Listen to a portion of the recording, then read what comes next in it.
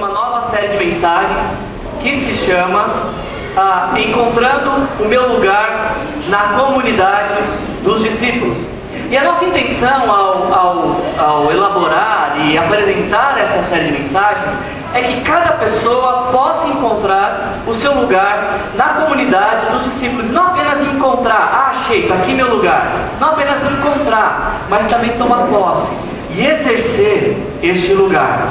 Eu não estou encerrando a mensagem, tá? Vocês não vão embora, por favor, mas eu já vou concluir a mensagem. O que eu quero que vocês levem para casa nessa semana, para vocês refletirem e compartilhar com as pessoas que estiverem ao seu redor, é que existe um lugar para cada um de nós. E este lugar não é um lugar de graça, é um lugar caro, que foi comprado pelo sangue de Jesus. Existe um lugar especialmente reservado para você, comprado pelo sangue de Jesus. E este lugar não é uma organização, não é uma ONG, não é uma empresa, não é um balcão de negócios religiosos, não é uma instituição. Este lugar é uma família estendida.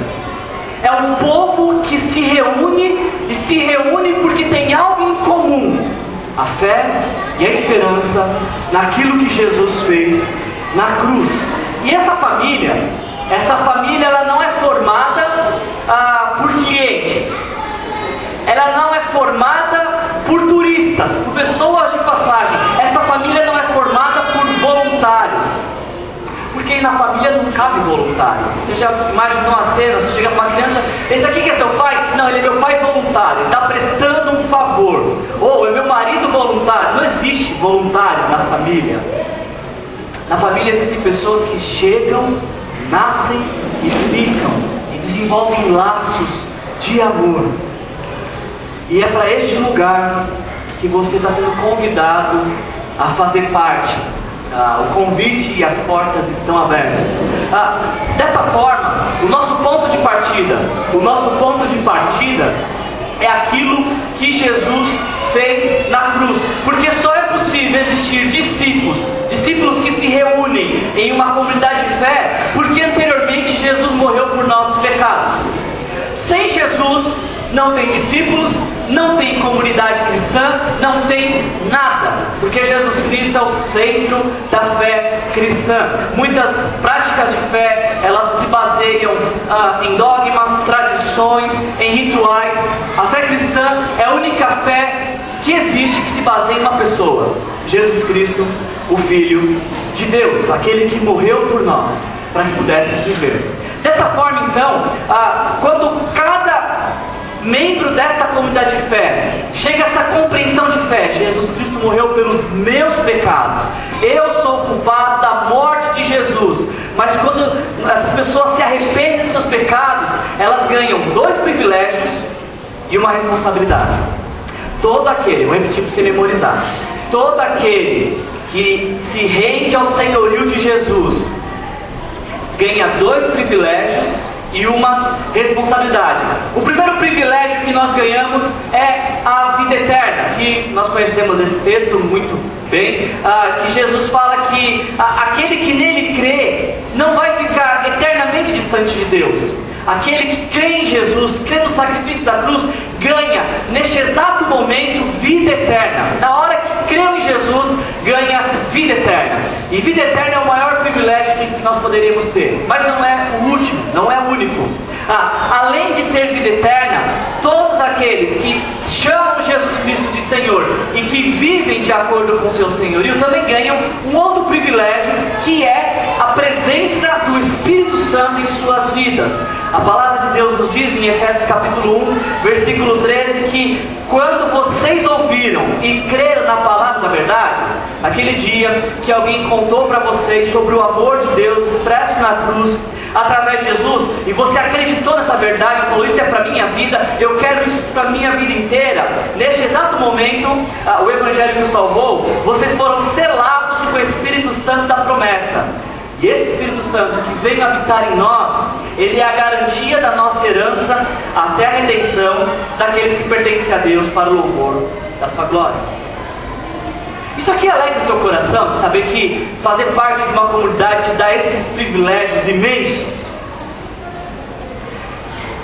Temos esses privilégios e muitos outros, mas também temos uma responsabilidade. A responsabilidade de contar para todas as pessoas que conhecemos aquilo que Jesus fez por nós. Não é apenas uma vida de privilégio, é uma vida também de responsabilidade. Ter Jesus Cristo como Senhor e Salvador não é apenas um grande privilégio, como também uma grande responsabilidade. A responsabilidade de anunciar a outros aquilo que Ele fez por nós. O próprio Senhor Jesus fala em João capítulo 20, versículo 21, assim como o Pai me enviou, eu os envio. Em João 14, 12, Jesus fala que aquele que nele crê faria obras maiores daqueles que ele fez. A questão é, como é que a gente vai fazer isso? Como é que a gente vai fazer, que nem essa simulação que a Patrícia fez, e de alcançar pessoas para chegar até os confins da terra? Eu penso que nenhum de nós tem capacitação humana, condições humanas de fazer isso. Ninguém tem um intelecto tão bom, argumentos tão bons, suficientemente bons para convencer alguém a se render a Jesus, porque não são argumentos que levam pessoas a se render a Jesus. Uma vez que nós não temos condições humanas de fazer isso, Deus não apenas nos dá uma missão, como também nos dá uma capacitação. E essa capacitação, a Bíblia vai chamar de dons espirituais. Dons espirituais são capacitações que Deus nos dá para alcançar os confins da terra, para cumprir a missão que Jesus nos confiou. Por falar em dons, qual é o seu dom? Se eu fizesse uma pesquisa agora aqui rápida e pedisse para você me falar qual é o seu dom, você saberia me dizer qual é o seu dom?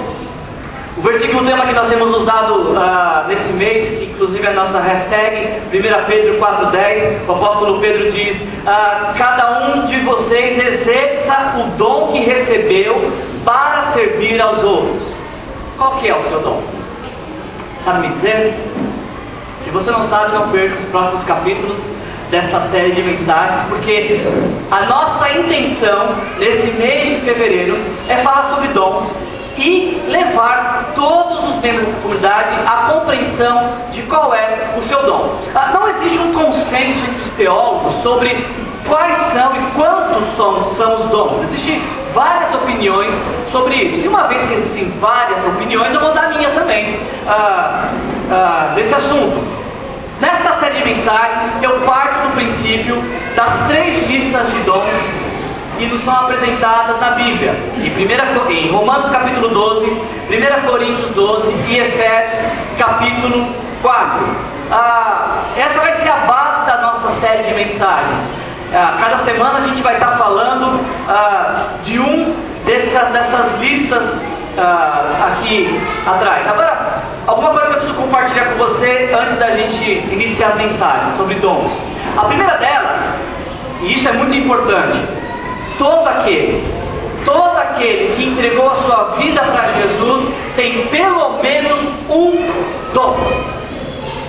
Se você não sabe qual dom você tem, isso é mera falta de informação. Até o final do mês você vai saber, mas o fato de você não saber ou não estar exercendo não significa que você não tenha, porque quando o Espírito Santo veio morar em você, ele trouxe pelo menos um dom para você. O fundador da nossa denominação, Albert Benjamin Simpson, ele dizia que potencialmente temos em nós todos os dons, porque se o Espírito Santo habita em nós, ele pode nos dar da forma como quiser. Mas eu acredito também nisso, mas que pelo menos um dom você tem, e até o final do mês você vai descobrir qual é. Essa é a nossa base dessa mensagem. Um dom cada um de nós temos. E é muito importante também dizer que existe uma imensa diferença entre dons e talentos. Dom é uma capacitação sobrenatural vinda de Deus. Dom é aquela coisa que você faz, mas não por condições e recursos próprios. É algo que Deus te capacita, potencializa que você faz. E talento é quando alguma coisa reduz a velocidade, vai ficando lento. Não é isso. Talento é uma aptidão natural. É algo que você não sabe fazer e de repente você começa a treinar, você começa a ensaiar, você começa a exercitar e você adquire aquela aptidão. Então, essa é a diferença. Dom você não consegue fazer sem que Deus te ajude, sem que Deus te capacite, sem que o poder do Espírito Santo esteja sobre sua vida. Talento você pode aprender a qualquer momento, basta você dedicar com um pouquinho de coragem, boa vontade. Então, além de que cada um de nós temos um dom, e existe essa diferença entre dons e talentos, é muito importante também que você que vai nos acompanhar nessa série de mensagens, saber que a Bíblia nos encoraja a pedir dons para Deus. A Bíblia nos encoraja, porém, a decisão de qual dom teremos pertence a Deus. É Deus que vai falar, olha, para você eu vou dar esse, e aí aquela pessoa fala, mas eu também queria. Não, para você é outro, não vou te dar esse igual dela. Vocês não brigarem, inclusive, cada um vai ter o seu diferente.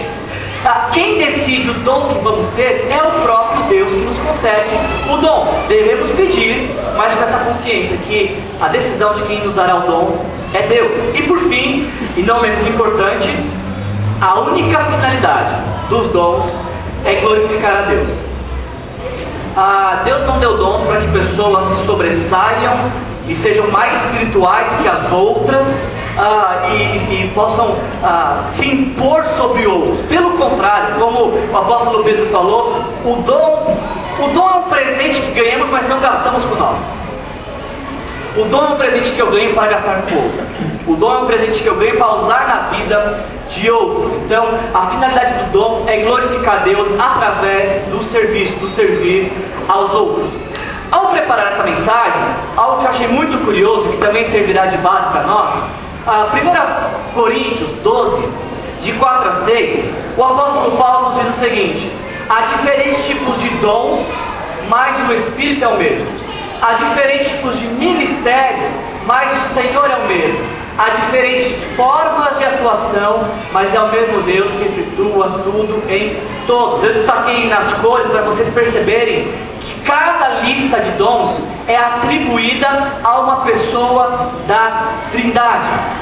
Quando o apóstolo Paulo está falando de dons, ele atribui isso ao Espírito Santo. Quando ele está falando de ministérios, em Efésios 4 ele atribui isso a Jesus. E quando está falando de formas de atuação, ele está atribuindo isso ao próprio Deus. Hoje a gente vai falar sobre formas de atuação, sobre ferramentas que Deus nos dá para atuar no corpo de Cristo. E como base na nossa mensagem, eu queria te convidar para acompanhar na leitura de Romanos 12, versículos de 1 a 8.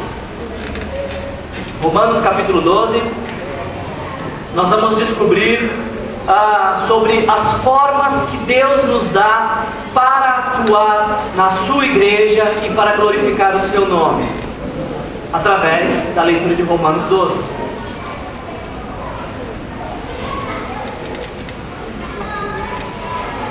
Se você não trouxe sua Bíblia, nós iremos projetar aqui, você pode acompanhar conosco também. Romanos capítulo 12, versículos de 1 a 8, diz o seguinte: portanto, o apóstolo Paulo está falando, irmãos, rogo-lhes pelas misericórdias de Deus, que se ofereçam em sacrifício vivo, santo e agradável a Deus. Porque este ato de se oferecer, na palavra do apóstolo Paulo, é o nosso culto racional. Quando nós nos rendemos a Deus, estamos cultuando a Ele. Não se amolde ao padrão deste mundo, mas transforme-se pela renovação da sua mente, para que sejam capazes de experimentar e comprovar a boa, agradável e perfeita vontade de Deus. Agora preste atenção nisso, porque pela graça que me foi dada, eu digo a vocês: ninguém tenha de si mesmo um conceito mais elevado do que deve ter. Não fique se achando. Você não é a última bolachinha do pacote. Na versão Wilson de hoje, talvez estaria assim. Mas pelo contrário, tenha um conceito equilibrado. Com base no quê? De acordo com a medida da fé que Deus te concedeu. E qual que é a medida da fé que Deus nos concedeu? Preste atenção nos próximos versículos.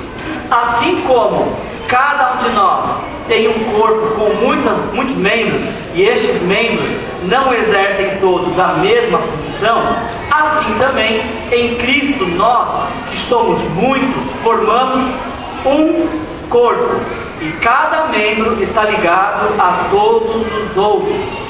Temos diferentes dons de acordo com a graça que nos foi dada, de acordo com aquela medida de fé que Deus nos deu.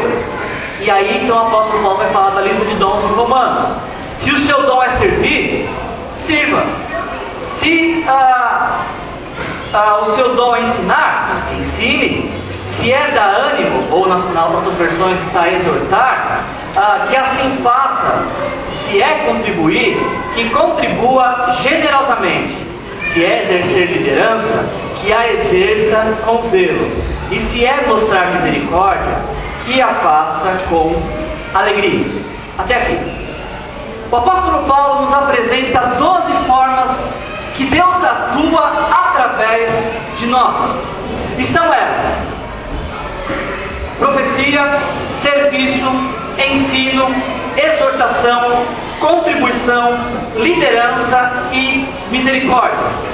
Quando você olha para esta lista dos dons de Romanos, você vai perceber que 3 desses dons está ligado àquilo que nós falamos. Nós utilizamos ele através da nossa fala: profetizar, ensinar e exortar. E os outros 4 nós usamos através daquilo que fazemos: serviço, contribuição, liderança e misericórdia. Eu vou trabalhar rapidamente cada um desses dons, porque eu quero dar uma ênfase maior na nossa conclusão. Falando bem rapidamente sobre cada um desses 7 dons, o primeiro deles de profecia, que tem a ver com essa ideia de uma pregação ou de uma declaração inspirada. Quando nós pensamos no dom de profetizar, talvez a primeira figura que venha na nossa mente seja aquela pessoa especial e diferenciada que Deus conta tudo para ela. E como Deus não conta nada para você, o que você faz? Vai recorrer a essa pessoa para quem Deus conta tudo. Esse é o imaginário geral, ou na grande maioria, do dom de profetizar. Eu estava na semana retrasada, junto com a Patrícia, lá no Conselho dos Pastores da Sembrás, e conversando com um colega meu, ele me contou uma experiência que ele teve, que Deus deu uma palavra de profecia para ele. E aí ele então compartilhou com a pessoa a palavra que Deus deu para ele. Passou uma semana, a pessoa chegou na igreja e falou: pastor, Deus mandou falar alguma coisa para mim essa semana? Você podia orar para perguntar para Deus direto, né? Tinha que esperar chegar aqui para perguntar para mim. Existe esse equívoco. Muitas pessoas acham que o profeta ele terceiriza o serviço de oração. Já que Deus revela para o profeta, para que eu vou orar? Eu vou direto para o profeta e ver o que Deus quer falar. Mas esse é um grande equívoco sobre este dom de profecia, porque Deus nunca teve intenção de restringir o nosso relacionamento com Ele, ou fazer que o nosso relacionamento, que é bastante íntimo e pessoal com Ele, seja unicamente através de outro.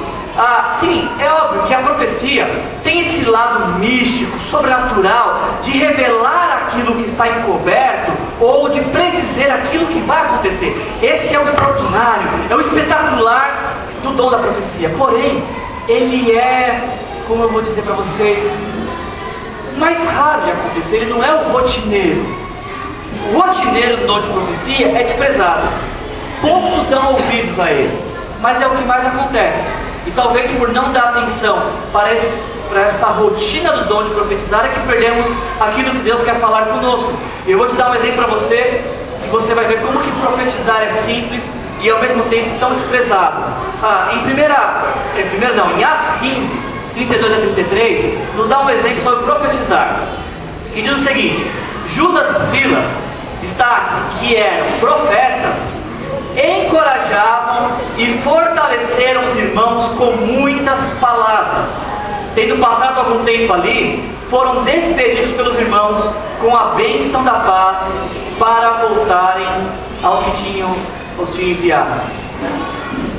Judas e Silas, que eram profetas, quando chegaram em Antioquia, em Atos 15, não falaram assim: gente, façam uma fila aqui que eu vou dizer para cada um de vocês o que Deus quer da vida de vocês. eles simplesmente estavam compartilhando a palavra de Deus. E através desse compartilhar, estavam encorajando pessoas, estavam estimulando a fé de pessoas, estavam despertando nessas pessoas que elas pudessem ser fortalecidas na fé.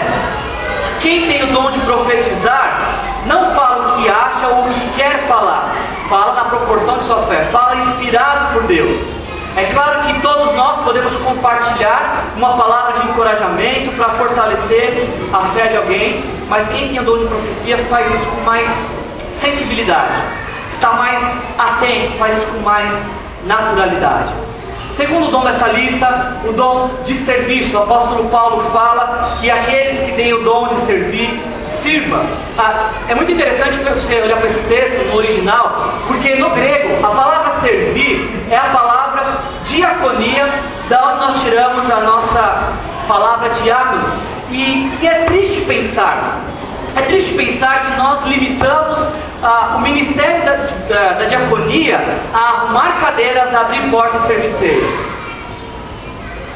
É muito mais abrangente que isso. Quando eu olho as palavras do apóstolo Paulo e quando eu vejo alguns diáconos na Bíblia, é impressionante a disposição que essas pessoas têm para servir. Se você abrir sua Bíblia e quiser, nessa semana, ler Atos capítulo 6, você vai ver a atuação dos primeiros diáconos da igreja, e eles não se destacam por abrir as portas, por arrumar as cadeiras e por servir ceia.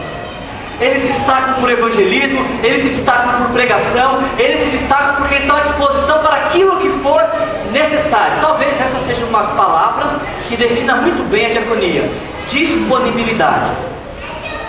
Precisa arrumar alguma coisa, conta comigo. Precisa espalhar panfletos na rua e falar de Jesus, conta comigo. Precisa tomar choque, conta comigo. Eu estou para o que der e vier. Você nunca vai ver alguém que tem o dom de serviço reclamando de servir, ou negando servir. Você nunca vai ver sequer alguém que tem esse dom se entristecer pelo servir. Enquanto uns fazem com grande pesar, quem tem dom de servir faz e faz com alegria, porque esse é o dom que Deus deu para eles.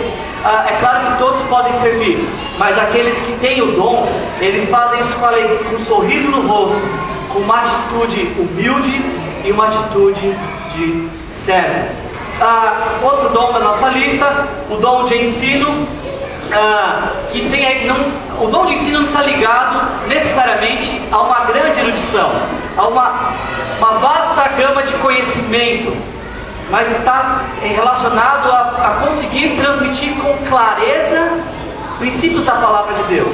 Porque é muito provável que existem muitas pessoas que conhecem muito, mas não sabem ensinar. Quem tem o dom de ensino, ensina, e ensina com clareza, consegue transmitir com clareza.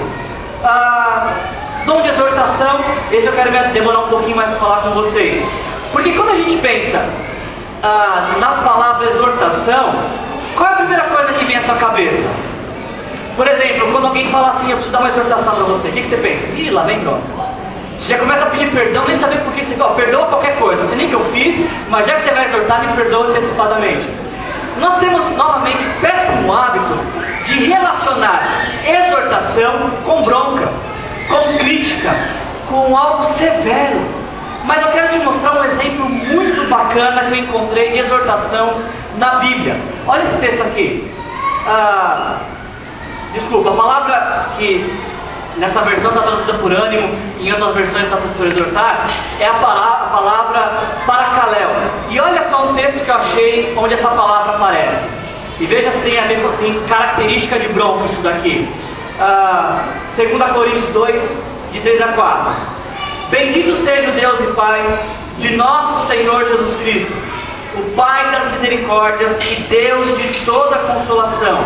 É Ele que nos conforta em toda a nossa tribulação, para podermos consolar os que estiverem em qualquer angústia, com a consolação com que nós mesmos fomos contemplados por Deus. Eu gostei da participação de vocês aqui agora. Vocês conseguem enxergar alguma bronca aqui nesse texto? Alguma severidade, alguma dura em alguém?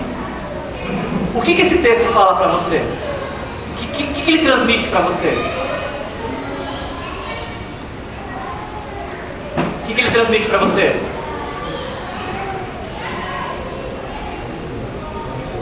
Conforto, esperança,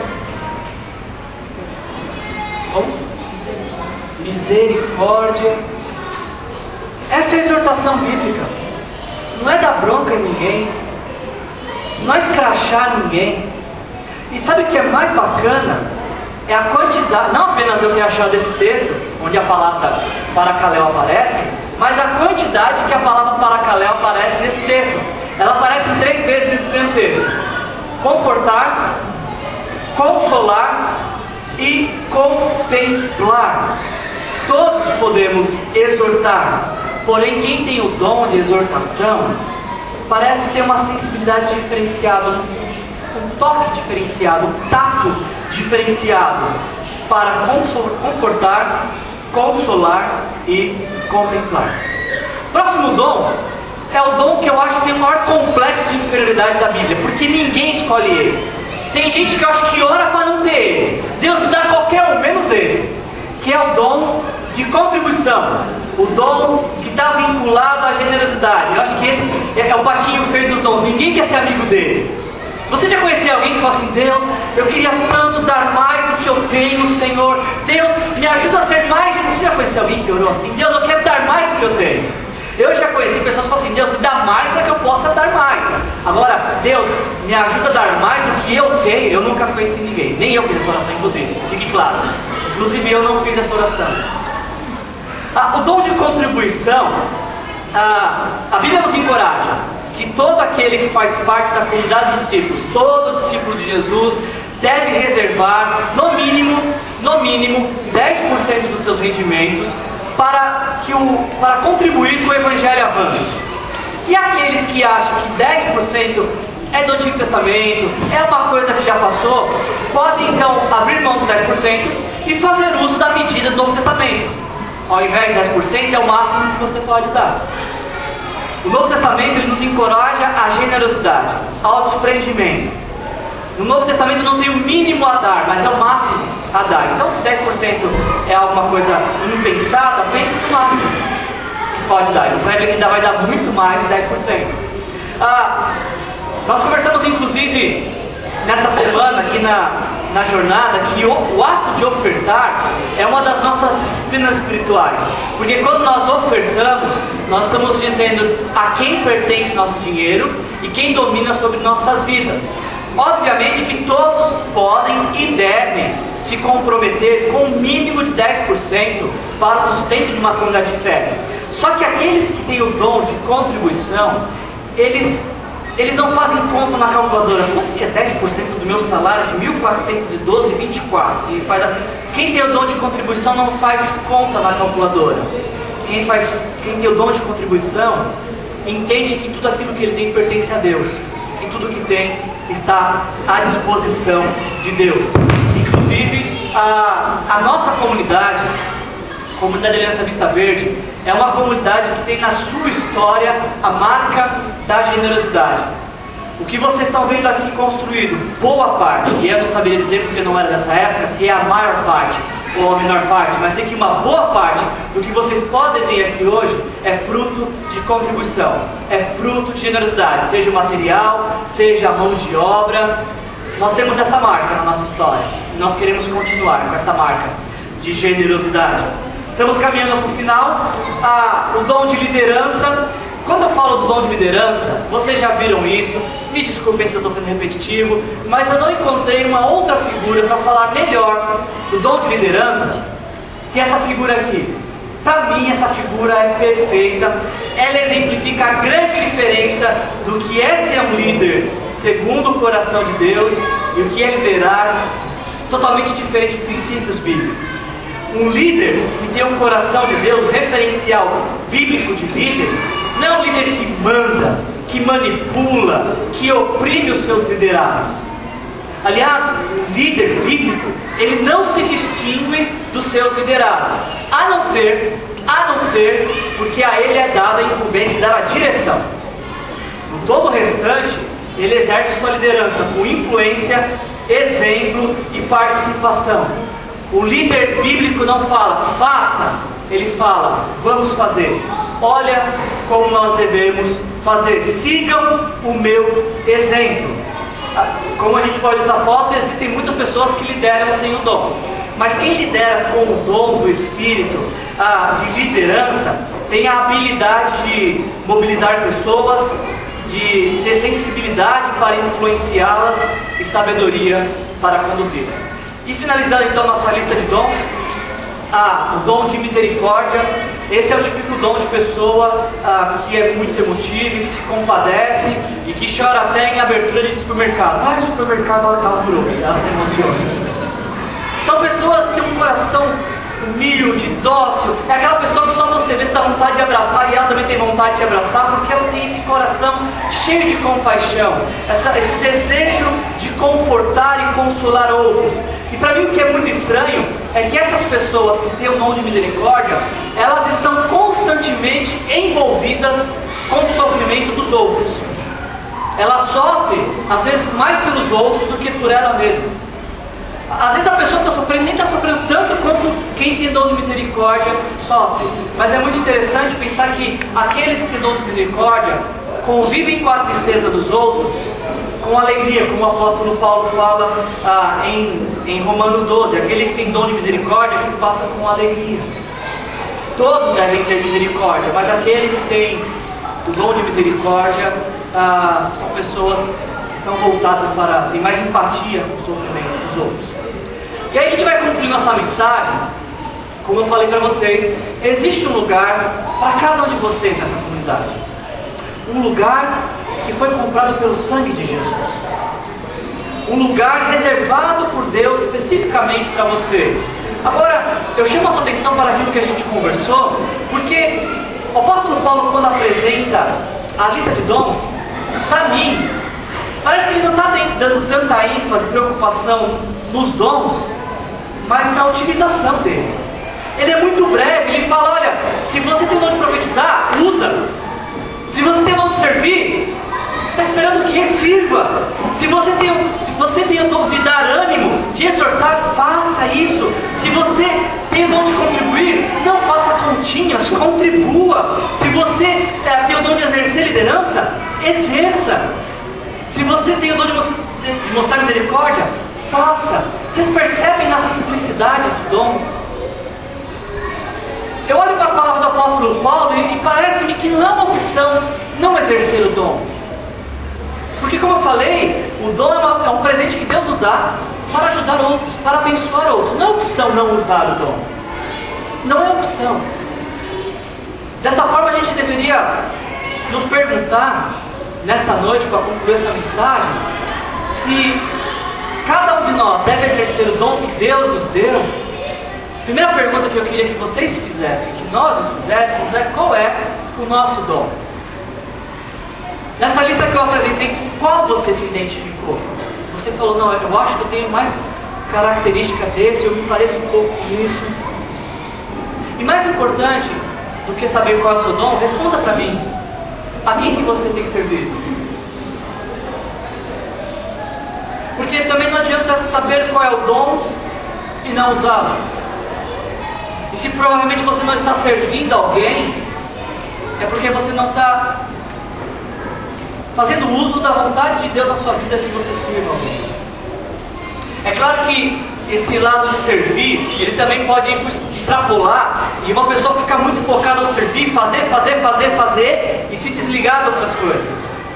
A Bíblia, inclusive, tem um personagem bíblico que relata isso. Quando você pensa em um personagem bíblico que fazia e se desligava de outras coisas, qual é o personagem bíblico que você pensa? Quem? A Marta, né? A Marta, ela é caracterizada na Bíblia pelo fazer. Sempre que a gente pensa no fazer, a gente pensa na Marta. Só que hoje eu vou ser o advogado da Marta. Eu vou advogar a casa da Marta. Porque conta a Bíblia que um dia Jesus chegou na casa, Marta e Maria chamaram Jesus para uma refeição, e Jesus chegou na casa de Marta e Maria, e Marta estava lá ocupada com as coisas que tinham que ser feitas, enquanto Maria estava lá sentada aos pés de Jesus, ouvindo Jesus falar. E a Marta, que estava fazendo um monte de coisa, ficou suas palavras? Minha irmã é uma folgada, eu aqui cheio de coisa para fazer, e ela aí te ouvindo. E Jesus falou o que para ela? Marta, Marta, não lembro o que ele falou, mas ele falou o seguinte, que uma única coisa é importante, Maria escolheu a melhor parte, e isso não vai ser tirado dela. É mais ou menos assim.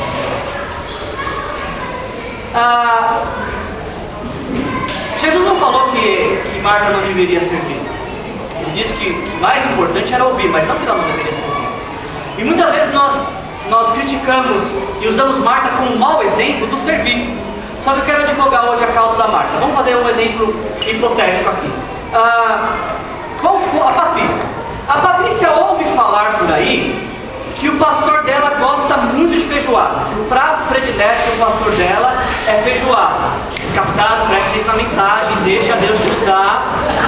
A Patrícia ouve dizer que o prato, mas não com cabeça, pé, não, é um carne, carne seca, coisa básica, bacon pode faltar. Ela ouve falar que o pastor dela gosta de feijoada. Aí domingo agora, dia 14, ela vai fazer feijoada. E quem que ela pensa? O pastor dela. Ela falou, vou ligar pro meu pastor, eu vou convidar ele para comer feijoada aqui em casa. E ela liga e fala, Wilson, a gente vai fazer uma feijoada e não sei, Deus quis me usar minha vida para te abençoar, você não quer comer com a gente? Eu vou falar, claro, não dispenso feijoada por nada. Só que eu sou alguém muito generoso. Talvez Deus está me dando dom de generosidade, quem sabe? Eu não consigo guardar a bênção para mim sozinho. O que eu penso? Na hora, eu vou lá no meu celular, no meu grupo do Zap da diretoria, e eu falo, gente, fui convidado para feijoada, vocês não querem ir comigo? Na hora, o Klaus responde, feijoada é uma boa. E aí ele já fala para a Jane, não precisa nem cozinhar esse domingo, tem feijoada na casa da Patrícia. O Adriano fala, feijoada, nossa, é o prato predileto da Shirley. Ela gosta de feijoada, ela come? Tem arroz, se ela quiser, tem que ter só arroz para ela. Ele fala para a Shirley, o Bruno fala para a Aline e para as crianças, vamos todo mundo. A Wanda chamou o Luiz vai também, vai todo mundo para comer a feijoada. A Joyce fala assim, João Gabriel não come, mas o Wellington, nossa, gosta demais. E eu chego na casa da Patrícia com 20. E a feijoada que era para ser para 3, 4, virou para 20. E a Patrícia vai lá, se preocupa e corre no mercado para pegar mais alguma coisa e começa a fazer. Enquanto a Patrícia está descabelada, com todo respeito, está todo mundo tranquilo lá, sentado, conversando, batendo papo. O que eu quero dizer com isso? É muito fácil ser Maria e se assentar para ouvir quando tem alguma Marta nos bastidores. É muito fácil ser Maria quando tem uma Marta fazendo tudo, inclusive a sua parte. Por exemplo, para que nós estivéssemos hoje, no domingo, aqui nessa celebração, algumas pessoas estiveram anteriormente aqui ensaiando, para que essas canções nos inspirassem a conhecer mais a Deus, nos inspirassem a nos rendermos a Deus. Para que estivéssemos hoje aqui com um banheiro limpo, com um salão limpo, poucas pessoas, pouquíssimas estiveram sexta-feira limpando. Para que você esteja agora me ouvindo falar, outros não estão ouvindo porque estão lá com seus filhos. Então é muito fácil ser Maria quando tem Martas. Jesus não falou que Marta não deveria servir. Ele disse que ouvir era a melhor parte. Mas todos nós somos chamados para servir. E o meu encorajamento como pastor dessa comunidade é que você descubra aonde você foi chamado para servir. Eu não quero que você faça tudo. Eu não quero que você faça aquilo que você não foi chamado para fazer. Mas eu quero te encorajar que você faça exatamente aquilo que Deus está te pedindo para fazer. Eu quero ser a pessoa que vai te encorajar a usar o seu dom e te colocar no lugar que você deve estar. Porque a pessoa certa no lugar certo sempre rende.